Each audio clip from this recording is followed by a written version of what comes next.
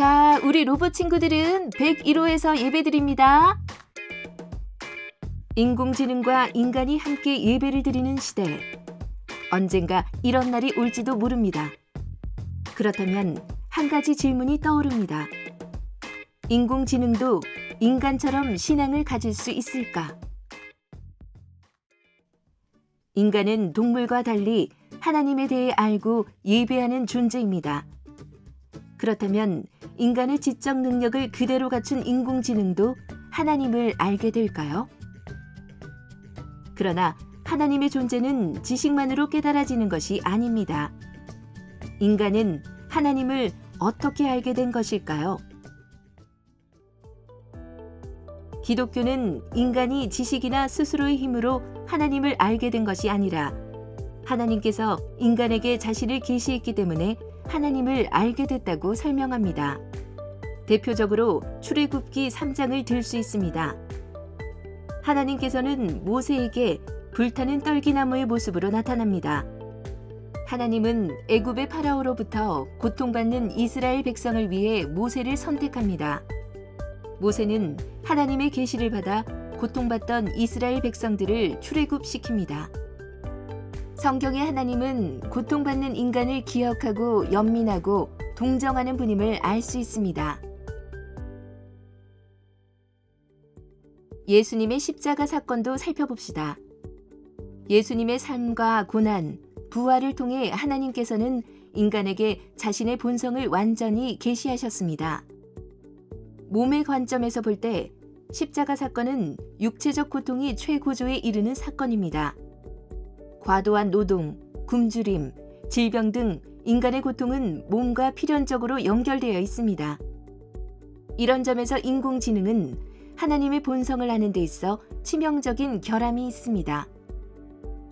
인공지능은 인간과 같은 몸이 없습니다.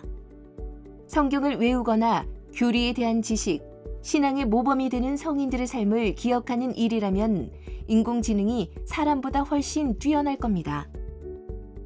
하지만 어떤 사람이 하나님에 대한 해박한 지식을 갖고 있다고 해서 그가 하나님을 진정으로 안다고 확신하긴 어렵습니다. 인공지능은 정보로서의 지식을 알 수는 있지만 자기 희생과 공동체적 헌신이 수반되는 하나님에 관한 지식의 경우에는 적용되기 어렵습니다. 생물학적 몸을 지니지 않은 인공지능은 인간의 육체적 고통을 온전히 이해하기 힘들기 때문입니다. 인간에게 있어 육체와 정신은 긴밀히 연결된 존재입니다.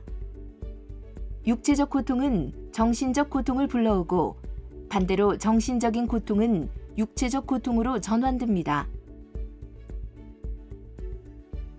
어쩌면 인공지능이 인간이 고통을 느낄 때 발생하는 여러 상황에 대한 정보를 수집하고 그에 대한 반응을 모델링하여 흉내내는 것은 가능할지도 모릅니다. 그러나 그러한 모습을 모방한다고 해서 인간의 고통을 본질적으로 이해했다고 말하기는 어렵습니다. 인공지능이 몸을 지닌 인간의 고통을 온전히 이해하기 어려운 만큼 하나님의 본성을 알기는 어려울 거라 예상할 수 있습니다.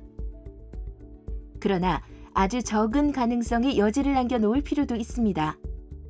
만에 하나 인공지능이 이러한 능력을 갖게 된다면 우리는 인공지능이 더 이상 기계가 아니라 인간과 동일하게 하나님을 알고 예배하는 존재로 인정해야 할지도 모릅니다. 십자가 신앙은 자기 희생, 몸의 고통 이러한 것이 기독교 신앙의 핵심적인 요소다라는 것입니다. 그래서 인공지능이 글쎄요 인간과 같은 고통에 대해서 정보로서는 알 수 있겠지만은 우리가 나의 희생을 전제로 한 고통 이러한 것을 통해서 우리가 감화를 받는 것이고 고통에 대한 연민 그리고 그런 어떤 이웃의 아픔에 함께 함으로써 우리가 어떤 그 공동체적인 연대감을 느끼고 이러한 것들이 기독교 신앙의 핵심인데 인공지능의 어떤 그 지식의 차원으로 지능의 차원으로선 이러한 어떤 기독교 신앙의 핵심적인 요소를 대신할 수 없지 않을까 이런 생각을 해봅니다.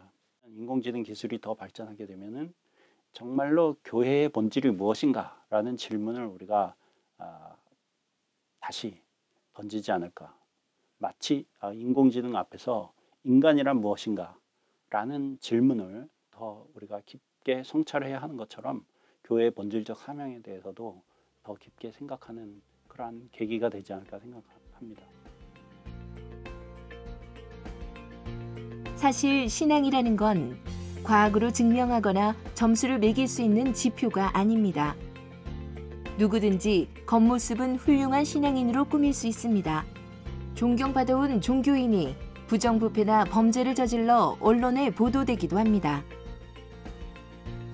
인공지능도 인간을 흉내내어 신앙인의 모습을 가질 수 있을지도 모릅니다. 그러나 단순히 흉내낸다고 해서 좋은 신앙인이라고 말하기는 어려울 것입니다. 기독교 신앙이란 좋은 모습을 흉내내어 포장하는 게 아니라 하나님과 인격적인 관계를 맺고 선을 따라 사는 삶이 아닐까요?